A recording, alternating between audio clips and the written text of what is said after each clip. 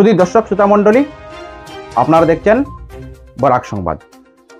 এই মুহূর্তের একটি গুরুত্বপূর্ণ সংবাদ নিয়ে আপনাদের সম্মুখে উপস্থিত আমি খয়রুল।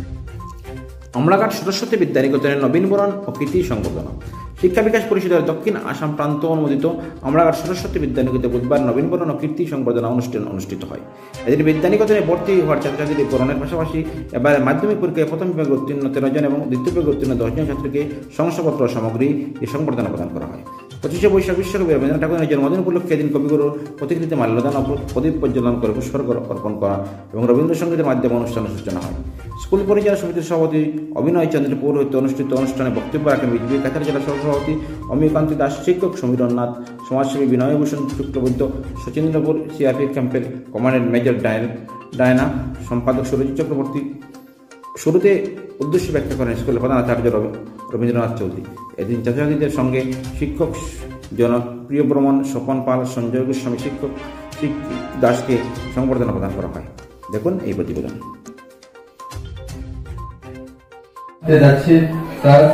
এই আমলাঘাট সরস্বতী বিদ্যানিকেতন থেকে আপনাদের সবার জানা যে দিন দুঃখী আর্ত সহায় সবাইকে নিয়ে চলে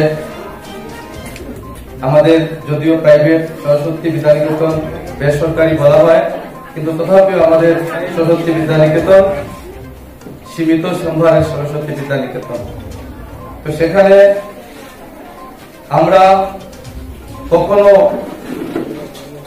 যখন মাসের শেষে নেই, এটাকে আমরা মানধন বলি।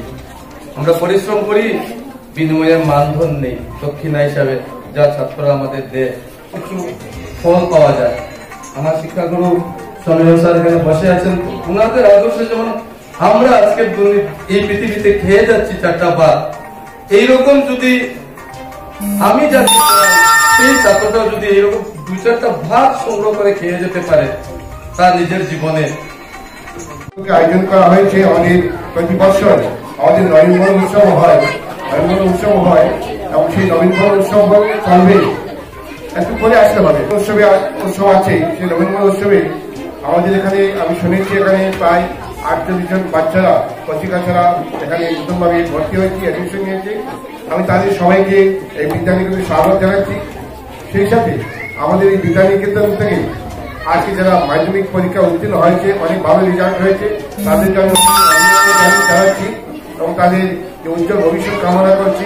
সেই সাথে তাদের যারা গার্জিয়ান আছেন, অভিভাবক আছে এবং আমার এখানে বিদ্যানিকেতনের আচার্য বৃন্দে যারা আছেন, দাদামণি দিদিমণি, তাদেরকে আমি অভিনন্দন জানাচ্ছি এই কারণেই যে তাদের অক্লান্ত পরিশ্রম এবং স্নেহ ভালোবাসায় এই বাচ্চাগুলো এগিয়ে যাবে এবং ভালো রেজাল্ট করেছে।